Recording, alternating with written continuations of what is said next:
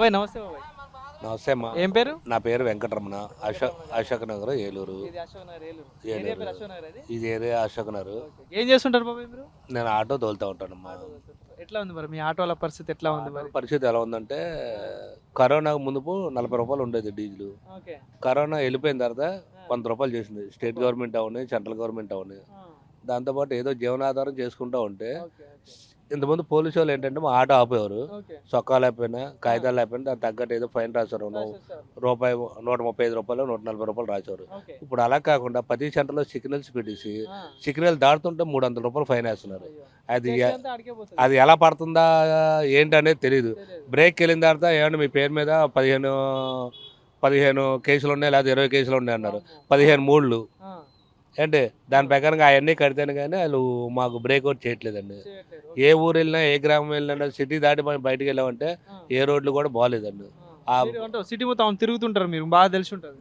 టౌన్లో తిరుగుతూ ఉంటామండి. టౌన్ రోడ్ల వరకు బాగుందండి. ఊరు బయటకు వెళ్తుంటే రోడ్లు బాగాలేదండి. ఇటు పెద్దపాడు కదండి, ఇటు సొదిమల్లి కదండి. ఏ ఏరియాకి వెళ్ళినా సరే రోడ్లు అనేది మరి అగ్దానంగా ఉందండి. ఆ రోడ్లు అంటే మీ ఆటో వాళ్ళకి ఏదో 10,000 సాయం ఇచ్చి అందుకుంటున్నారు. 10,000 రూపాయలు ఇస్తున్నారు అనేది కరెక్టే అండి.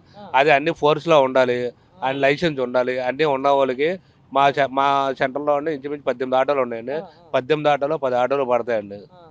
మిగతా 8 ఆటోలకి ఏదో కారణంతో మీకు కరెంట్ బిల్ వస్తుందను, లేదా మీకు ఏదో 100 గజాలు 1000 గజాలు స్థలం ఉందను చూపిస్తున్నాను. ఒక యాక్చువల్గా లేకపోయినా సరే చూపిస్తున్నారండి. పథకాలు వచ్చి ఏదైనా ఉంటే మాత్రం రావాలి. కరెంట్ బిల్ ఎక్కువ వచ్చినా పథకాలు రావట్లేదండి. ఫిట్టింగ్ ఏంటండి, ఫిట్టింగ్ మీద దడదళ్ళు అన్నట్టు మరి అలాగే అనుకోవాలండి. ఇంతకుముందు క్వార్టర్ బాటిల్ ఉందంటే 60 రూపాయలు చీప్ దొరికేదండి. అదే క్వార్టర్ బాటిల్ చీప్ కావాలంటే ఈరోజు 120 రూపాయలు అయిపోయిందండి. కొంచెం ఏదో క్వాలిటీగా తాగుదాం మంది అనుకుంటే కనుక 250 రూపాయలు అయిపోయిందండి. ఇప్పుడు సాధారణ ప్రజలు బతికేటట్టు ఉంది ఆ పరిస్థితి ఇక్కడ. అసలు సామాన్యుడు బతకడం అంటే ఆడు అన్ని రకాలుగా హింసించ పడితేనే సాయంత్రానికి ఏదో భార్య భర్తలకి తింటాకి సరిపోద్దండి. భార్య భర్తలు ఇద్దరు కష్టపడితేనే. ఒకవేళ గొడవలు అయితే అటు భార్య తిట్టుడు, ఇటు వీళ్ళకి సతాయించుడు, అంతేనా? అంతే కదా. ఎవరో బాబాయ్ మరి ఇప్పుడు 5 సంవత్సరాలు అయిపోయింది. గత అప్పుడు ఎంపీ ఎలక్షన్స్ వస్తున్నాయి, ఇప్పుడు మళ్ళీ ఎంపీ ఎలక్షన్స్ వస్తున్నాయి. సో మీ ఏలూరు నుండి 2 అభ్యర్థులు ఉన్నారు, అంటే గట్టి పోటీదారులు. ఎవరు అటు వైసీపీ నుండి, ఇటు టీడీపీ కూటమి నుండి. తెలుసా అండి ఎవరని?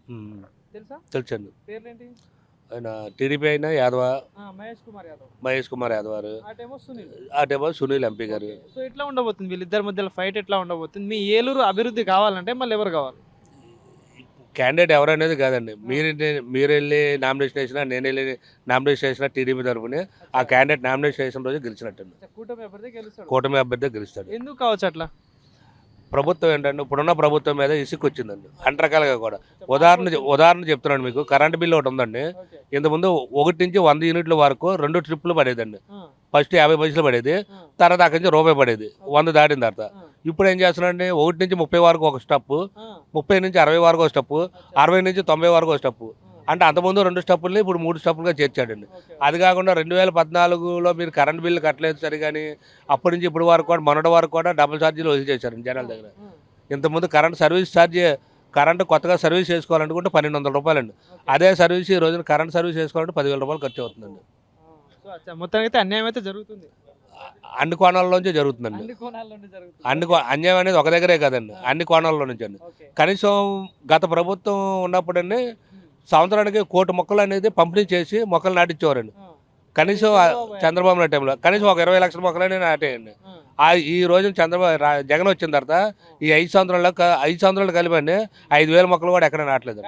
జగన్ గారు చెప్పేది ఏంటంటే, నేను ఇచ్చిన సంక్షేమ పథకాలే నన్ను మళ్ళీ గెలిపిస్తాను ఒక మాట ప్రధానంగా చెప్తున్నాడు అన్ని సభలలో. సో ఏమంటారు దానికి? సంక్షేమ పథకాలు అనేది కరెక్ట్ కదండి. అందరినీ మాకు ఆటో తోలుకున్నాం, 10,000 రూపాయలు మాకు ఎందుకండి?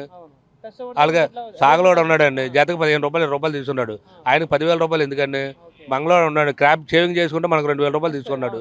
ఆయనకి ఎందుకండి డబ్బులు? సంక్షేమ పథకాలు అనేది పెట్టవచ్చండి. చదువుకున్న పిల్లలకి ఇవ్వాలండి. ఆరోగ్యశ్రీ ఒకటి ఇవ్వాలి, ముసలికి పెన్షన్ ఇవ్వాలి, అంతవరకు ఇవ్వాలండి అంతే. అంతేగాని సంక్షేమ పథకాలు అనేది అన్నికి ఇవ్వకూడదండి. ఈ 3 ఇవ్వడం అనేది ప్రజలందరూ కూడా అంతగా ఉంటుందండి. అభివృద్ధి కూడా చేయాలండి.